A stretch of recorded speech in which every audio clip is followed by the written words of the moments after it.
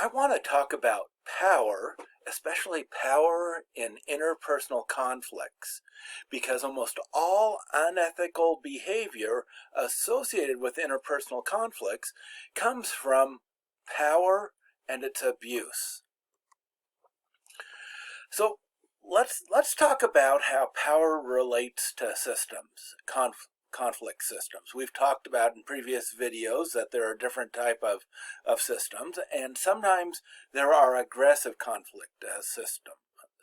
There's an aggressive complex system where at least one person is trying to use force to dominate another person.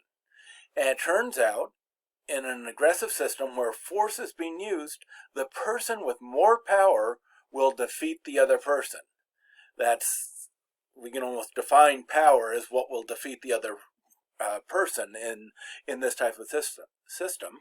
And this often results in discouragement, pain, and abuse, all of which we should seek to avoid passionately if we want to be ethical. So what do we mean by power? And what I mean by power is, first of all, it's interpersonal power. It's not the power that one organization has over another organization. It's the power between people. And here's a definition that I find useful. Interpersonal power is the ability to influence a relational partner. So first of all, it's this ability to influence someone that you're in a relationship with in any context, because you control, or at least the partner perceives you to control, resources that the partner needs, values, desires, or fears. So our ability to influence somebody, our power, is related to the perceived resources that we have. If somebody needs us to sign a paper, we've got power over them because we can refuse to sign it. If we have a lot of expertise and that's something that's valued by people, we have power. If we have access to other people that are important or can do things, and the other person desires access to that, we have a type of power there. So there's all kinds of resources that can give us power, and whenever we're perceived to have these resources that somebody in a relationship with desires or values, we have power. So power in itself is not bad. Power in itself is not good. It can be used for good or it can be used for bad. Now, another way of looking for power is Emerson's relational theory of power. And I find this one really good. If you have two people, A and B, you can look at the power that A has over B, which equals how dependent B is on A. In the same way, the power that B has over A is the dependence that A has on B. Now this means that people might have a lot of power over each other, or one person might have a lot of power and the other person has a little power. For example, suppose A is the supervisor and B is the worker.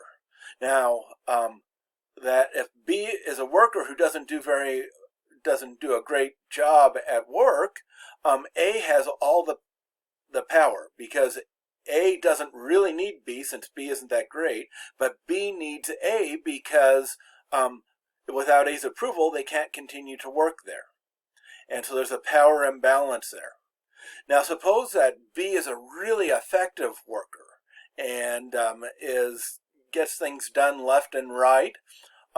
So even though they have a supervisor A, the power is balanced out because the supervisor needs B and B needs the supervisor A. They need each other. They both need each other. So there, they both have a lot of power over each other. So it's basically the partner that needs the other person the least has the most power. Now we can see this play out in romantic relationships.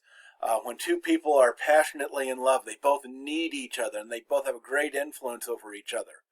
But if the relationship gets to the point where one person says, I don't need this in my life anymore, suddenly they have all the power because they are no longer dependent on the other person. And they can dictate what should happen if the relationship's going to continue. Otherwise, they leave. And so there you have an imbalance of power there as soon as one person doesn't feel the need for another person. Now let's talk about what are the sources of power. And a good framework are French and Raven's power bases. Now they've been around a long time in social and organizational psychology. They're one of the oldest theories that's still quite useful. And in French and Raven's power bases, there are 5 main sources of power.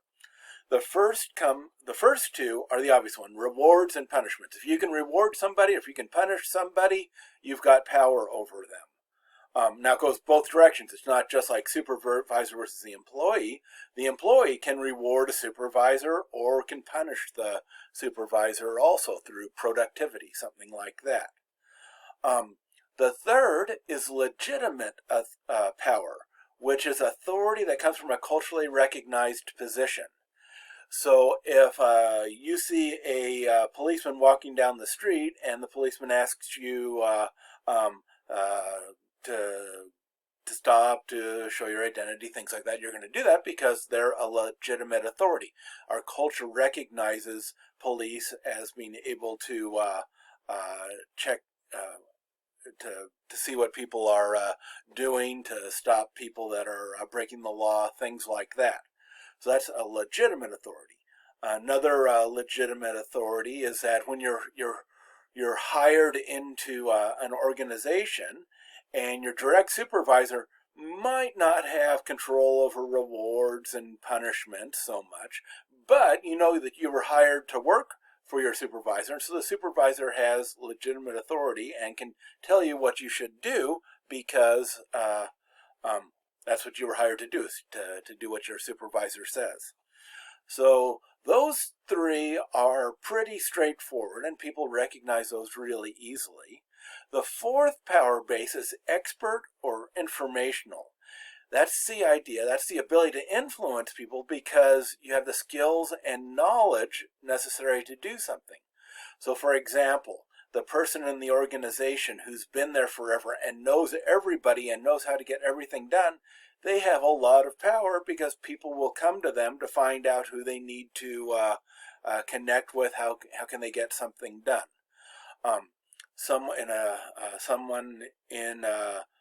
who's, say, in a technical position and knows how to help everybody with technology, or knows how to program really well, or knows how to run a machine really well.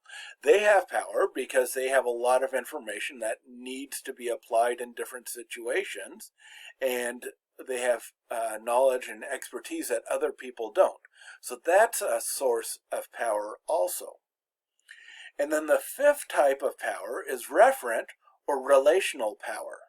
That's where influence comes from the relationship. The people like you, there's attraction, people want to be like you, they respect you. You've just got a good relationship with people and they want to cooperate with you. And so that's a source of influence also. Now it turns out that if you're a leader, the use of number 2, punishment, is definitely the way to become a hated leader.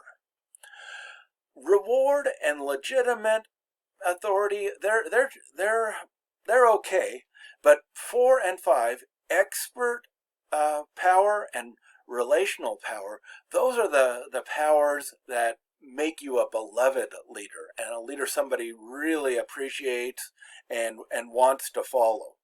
So whenever possible, we want to use the expert and the referent types of power bases to influence people, because people appreciate those. They appreciate reward also. They don't really appreciate punishment and legitimate authority. If that's how we get things done, we're not going to be a very motivating leader.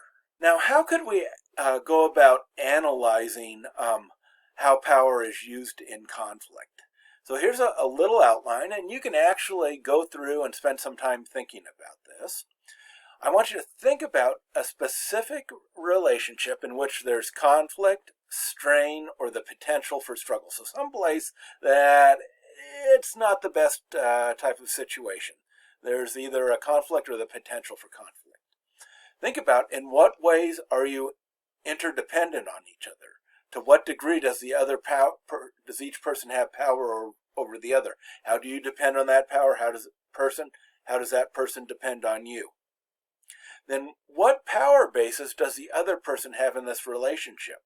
Reward, punishment, legitimate, relational, expertise. What type of power do they have? And then you can also think about, what are your real or potential power bases? And what type of power do you have, or what type of power can you develop?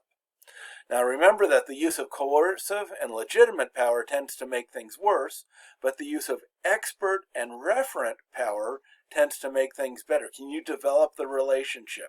Can you gain the person's respect? Can you develop expertise that's useful? And then when you understand what the power bases are and the degree that people are interdependent on each other, what's the likely outcome of the conflict in light of each person's power bases? And that gives you a way to analyze how power can play out in the conflict that's either occurring or might occur.